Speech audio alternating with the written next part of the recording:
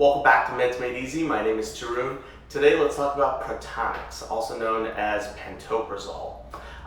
It is a proton pump inhibitor, a PPI.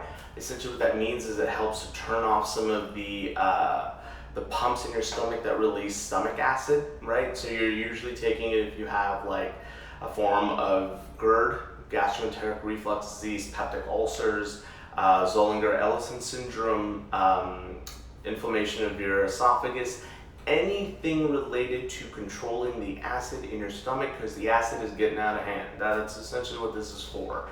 Dosages usually just once a day, depending on the dosage you're on, like 20 milligrams, 40 milligrams. In the case of Zollinger-Ellison syndrome, which is like a hypersecretory condition, you're taking probably the max amount, which is like 40 milligrams twice a day. That's how we've really usually seen it with our patients. Guys, it's a really easy, benign medication to take. This won't even take long. You take it with or without food, does not matter. Try to take it same time every single day. Preferably, I tell everyone take it as soon as you get up in the morning. Because throughout the day, you're going to be doing something to kind of aggravate your stomach, right? Drinking wine, coffee, fried foods, things like that. So you want this thing in your system and working. Now, it's a very long-acting drug. The onset is about 2.5 hours. So here's a big thing about PPIs. If you're getting a bout of GERD or something, or of acid hitting you, it is not a quick-acting drug, right? We tell people to go for things like Zantac, Pepcid, Tums, things like that. Those kick in really quickly. This is a long-term fix, right? It takes a while to kick in, and it stays in your system for like a whole day. Even the next day, it'll kind of bleed into kind of working still. So again, it's a long-acting drug, very benign, rarely ever seen issues with it. If you're pregnant with it, you do have to consult your doctors to make sure it's all good, but usually you can take this if you need to. Although they prefer that you take things like Zantac, Pepcid, or even milk, right? When you're pregnant, you don't want to put a lot in your system. You want to try to take as minimal amount of pharmaceuticals as possible because you just never know.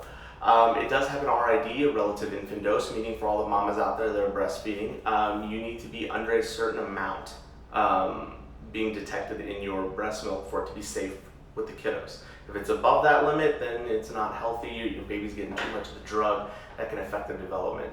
For people who got renal liver issues, you don't need to worry about it. This drug's really safe. It's a really good medication. It's old. It's relatively very affordable as well. Do not crush the tablets. They are timed release tablets, long-acting tablets. So if you crush them, it won't work as long as you would like for the medication to work in the way you expect it to work. And this is kind of the caveat for people that are using G-tubes and G-tubes, then it changes everything up. But you know, your physicians and nurses are well aware of that, and that they'll be doing it. This video is really meant for the people that are taking it like outpatient-wise, you know, just regular old oral tablets and stuff like that. Put up a list of side effects here. Again, guys, not a hard medication. It's a really easy medication to take. You should feel very safe to take the medication.